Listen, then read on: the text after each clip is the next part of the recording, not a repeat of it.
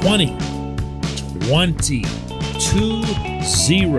You tell me what it would take to get a hitting coach fired if it isn't watching your hitters, 20 of them, strike out in a single 9-inning game. Good morning to you. Good Monday morning. I'm Dejan Kovacevic of DK Pittsburgh Sports. This is Daily Shot of Pirates. It comes your way bright and early every weekday if you're into football and or hockey. I also offer daily shots of Steelers and Penguins where I found this. If I sound like I'm not in necessarily the greatest frame of mind entering this episode, I'm not. And I'm going to give you two reasons why. One is that one of the things that you learn in this business, whether it's in the spoken or written form of expressing opinion on sports, is that you do want to not get cavalier about calling for people's jobs. It's someone's livelihood. It's something that they've worked toward. It's not just a career, but it's, it could be somebody putting their kid through college, especially when it's not at the, owner or GM or manager level where those guys are getting into healthy six-figure salaries. So when I say that Andy Haines should be fired, it's not something where I go, boy, this will get a lot of attention for this particular episode or something like. No, it's because he is presiding over the worst offense we have ever seen in the city of Pittsburgh. And now we're beginning to approach levels of the worst offense we've seen ever in the sport. And if that sounds like hyperbole, consider that the 20 strikeouts that the Pirates had against Jacob deGrom and the rest of the Mets staff, and I honestly, in this case, I really don't care who it was. I know who deGrom is, and I know what he represents and all that other stuff. I don't care. It's 20 strikeouts. There's nowhere to take that. Although, Derek Shelton did bring that up whenever he was asked about it in New York yesterday. Younger players have to continue to grind through at-bats and put the ball in play.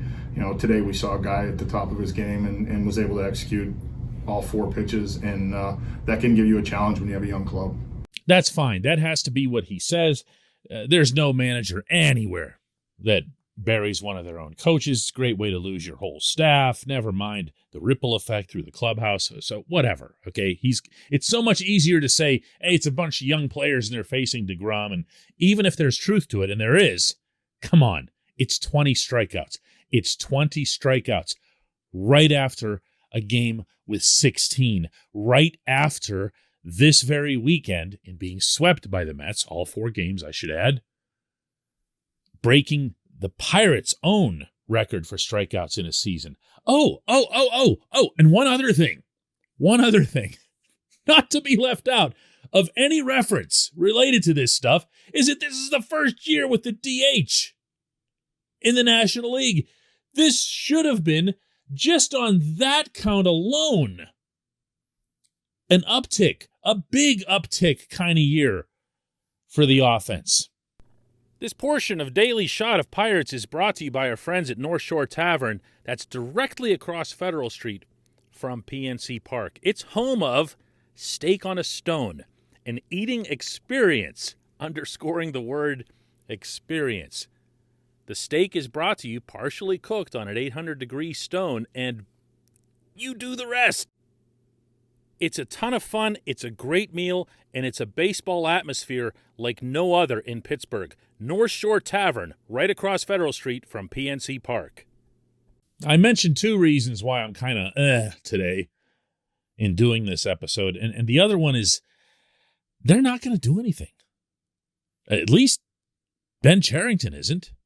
He's made that really clear, and he's going to be way, way, way more concerned about the fact that he just fired a hitting coach in Rick Eckstein and just brought in this guy, and then he's going to say just a handful of months later, whoa, no, dude, you were awful. You're out of here.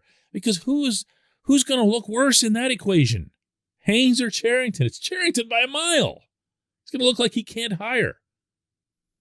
even though there were some of us who were saying at the time that this was the worst possible choice, since he'd just gotten fired by the Brewers, and he'd been the only guy on that staff who got fired right after they finished in first place on top of everything else. And because Cherington's not going to fire him, you're going to see this guy come back. And you're going to see the same type of results, because why wouldn't you? Why wouldn't you? What would have anyone thinking that over the winter that Haines is going to have some great epiphany and become just this master of hitting who helps people and grooms young people and doesn't have them take backward steps as soon as they show up in Pittsburgh? And then from there, somehow somebody in management gets convinced that the solution for this, rather than finding a hitting coach who's capable, is to just send them all back right away to Indianapolis, like they did with Cal Mitchell 100 times, when Mitchell finally said something about it. I do believe that there's a solution here. I do. And that's that the owner has to become involved. I've mentioned this to you guys before. There's precedent for it. Obviously, in 2019. Now, the precedent was infinitely more sweeping than getting rid of the hitting coach. But it was Nutting who went to field level into the manager's office physically and fired Clint Hurdle on the spot. Without Neil Huntington, without Frank Coonley, they got canned a lot later after some public pressure. But the first guy to go, the field manager, was fired by the owner, was fired by Nutting. And in the context of Nutting having said, when he brought in Cherington and everybody else, that his number one frustration had been that the previous regime was constantly seeing guys leave Pittsburgh and get better somewhere else. That what he wanted to see more than anything else was elite instruction right here with this organization, that people would come here to get better. And then you watch this, and you watch a whole summer of this, and now you see them halfway into September striking out 16 times in one game, 20 in another. Somebody's got to do something. There's got to be some kind of accountability from someone regarding anything. When we come back, J1Q.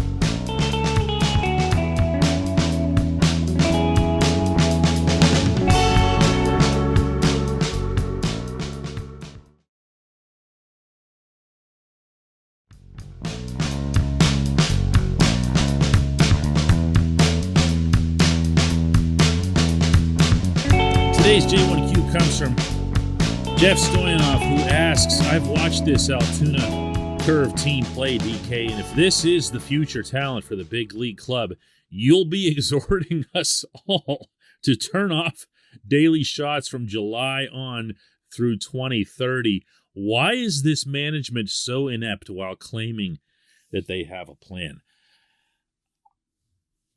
I think, Jeff, that there was a plan.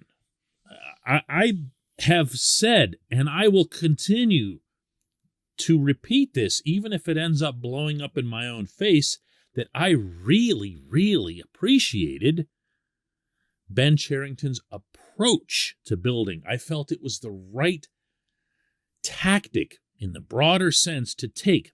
And for those who don't know what I mean when I say that, the Pirates have forever made trades like the Garrett Cole trade, where they send out somebody for 3 4A type guys or AAA guys who have some upside, and somewhere in there is one guy that they really like. So if you think about the Cole trade, the one guy that everybody liked, and this turned out to be a pretty good call, was Joe Musgrove. It's just that he had to get out of Pittsburgh in order for anything to come of that. But the previous guys did it too. Neil Huntington, when he traded Jason Bay and Xavier Nady, those were supposed to be high-level type deals that would replenish the system, and instead it was just a bunch of AAA Jose Tabata types. There was really nothing of substance to it. What Cherington did that was different was that he wanted to get ceiling guys. All right, that sounds good. Where are they? Do you see what I'm saying? There's a difference between lauding the approach and then recognizing the execution. The Pirates do not have some elite farm system. They might like to think that they do. They might like to think that the way they have valued their guys is different than the way the people at Baseball America or MLB Pipeline or where else would evaluate them. But every team thinks that. And all of that evens out. The fact of the matter is, the top prospect in the Pirates system is Termarr Johnson, who was just now the number 4 overall pick in the most recent draft and hasn't been in the Pirates system long enough to, fall off the list.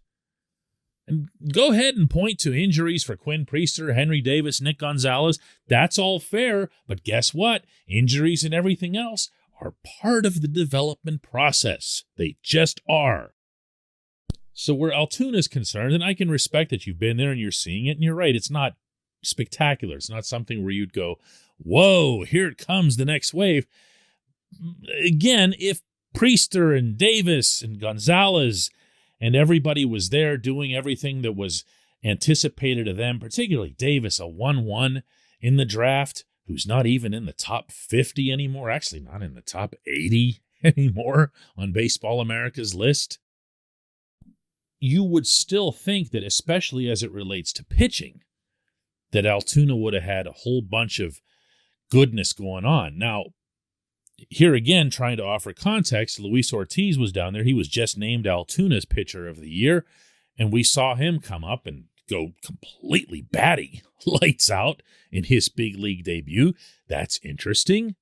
That's something that maybe not a lot of us saw, and for the record, he wasn't in the Pirates' top 20 prospects on most lists.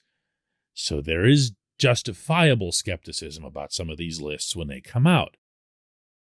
But I can also say to what you said, there's no one anywhere who's looking at the Altoona curve right now and thinking, yeah, man, that's it. That's it.